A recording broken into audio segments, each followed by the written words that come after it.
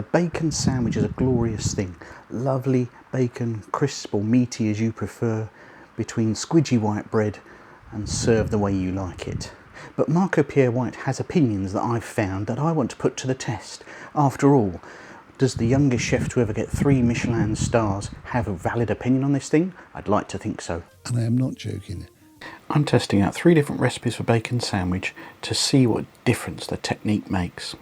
Now first, back to basics. Here in the UK, when we think about a bacon sandwich, what are we talking about? We're talking about quite cheap white bread, but it's the right thing. It's got that soft texture, made using the Chorleywood method. And we're talking about back bacon. I understand in the US you don't always get it this way, sometimes called Canadian bacon, I think. You tend to go for streaky. We can get that here, but back bacon is the standard for bacon sandwiches. If you go to a Greasy Spoon cafe, that's what you're going to get. A sandwich with bacon fried to in God knows how much butter and lard. Let's start with a basic sandwich. So we're going to start with 3 rashers of back bacon. I find that's usually just the right amount. Entered into a cold pan, and bring the heat up gently, and we'll just start to fry that there.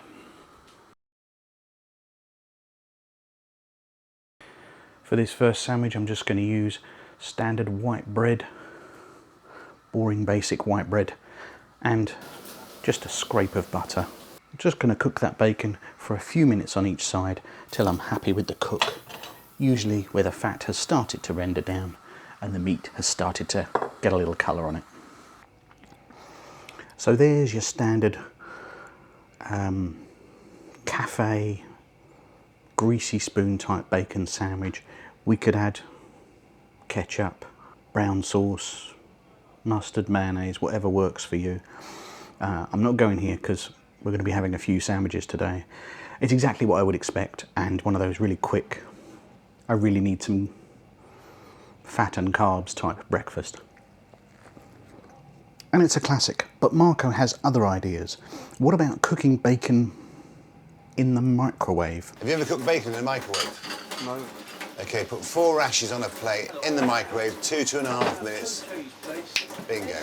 Now, I've got to be honest here, I wasn't as shocked as most people when I first heard this comment from him. When I was 12 or 13, I think I heard on the cooking program Ready Steady Cook that you could do it in the microwave, and being a pre-teen / teenager, I couldn't be bothered to wait, so I got into the habit of microwaving bacon, and I got to tell you, it's not bad. Is it as good as frying? No. But it's like people saying air fried chips. They're not as good as deep fried chips, but they get you a lot of the way with a lot less effort. Let me show you, let me give it a go. So first of all, put a piece of tissue on your plate. The bacon is going to kick out a lot of juice, possibly fat, possibly water. Just pop that on a piece of kitchen roll, kitchen towel. And I'm only going to go for 2 bits here because it's going to retain a lot of its size for the sandwich. So let's pop that in the microwave. Just for a couple of minutes, try 2 minutes, see how it's done, and then go about an extra 30 seconds as you need to. So here's our microwaved bacon, and I've left it a little flabby, so the water gets squeezed out of it immediately, but the fat hasn't yet had a chance to crisp up. Actually, this is just 2 minutes. Add another 30 seconds, another 60 seconds, that bacon will start to crisp. Now, it's not much of a looker, but I'm okay with that because we're having it in a sandwich. You know, if that was presentation on a plate with the rest of a full English, wouldn't be very happy. But burying it in a sandwich, I'm okay with that. And that tastes great in a sandwich. Now, it's not crispy, not super crispy, but I would argue in a sandwich, I don't really want it crispy. You want some of that meatiness, that softness. And I think that works really well. I'd be fascinated to know how Marco learnt that, because all the chefs I've ever talked to despise Chef Mike, apart from maybe reheating a sauce. So it'd be interesting to know where someone of his calibre, of his standard, learnt to do it in the microwave. Some enterprising sous chef, no doubt. But let's not stop there. Let's move on to Marco's ultimate method. We're going to microwave the bacon, but it's the condiments that start to get interesting. If you're enjoying this, I'd love if you could hit subscribe. It helps the channel out enormously. The like button tells YouTube to show this to other people. And consider becoming a member, where from 99p a month, I make loads of extra videos and extra content, and you get to watch videos early. Thanks for your support. Now on the Desert Island Dishes podcast food show, Marco tells a story of how he went to a farm shop in Burton.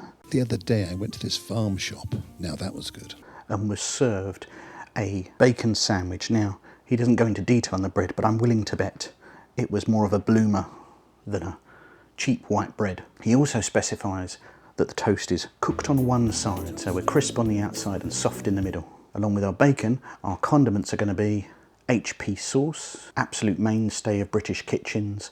It has a sweet tart flavour, mostly flavoured with tamarind. I believe A1 sauce is the closest thing in America, but they're not quite the same. And also a layer of sun-dried tomatoes. And they gave me these very nice sun-dried tomatoes. Now, ketchup is really common in bacon sandwiches. In fact, there's always a massive debate, and I expect it to happen in the comments right now, ketchup versus brown sauce. So I wonder if the sun-dried tomatoes are kind of acting a bit like a ketchup in this case, providing that sweet sharpness. Only one way to find out, but let's get this toasted on one side and get our bacon in the microwave. And when it comes to sun-dried tomatoes, Marco says make sure they're not fresh from the fridge, get the chill off them. I'm actually using dried sun-dried tomatoes, if that makes sense. I just rehydrate them in a little hot water for a couple of minutes. If you're interested, this is Lurpak real butter, not the margarine spread. Can't believe it's never been near a cow stuff.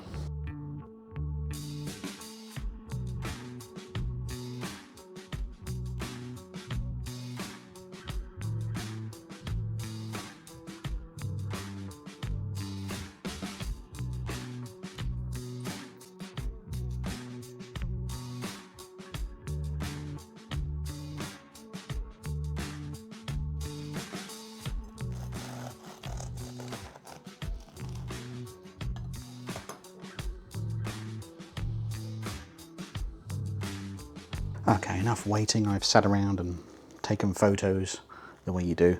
Let's give it a go. Well, it should come as no surprise to know that Marco has absolutely nailed it. I think, let's be fair, give credit to the farm shop who came up with the idea, but he's popularised it. The sun-dried tomatoes, sweet and jammy. HP sauce is a bit sharp and quite tangy. That lovely crunch of the bread, then the soft bit, and then nice meaty bacon. I think it's an absolute winner and may well change how I do bacon sandwiches in the future. What do you think? How do you do yours? I'd love to know. Let me know in the comments down below, and I will catch you next time.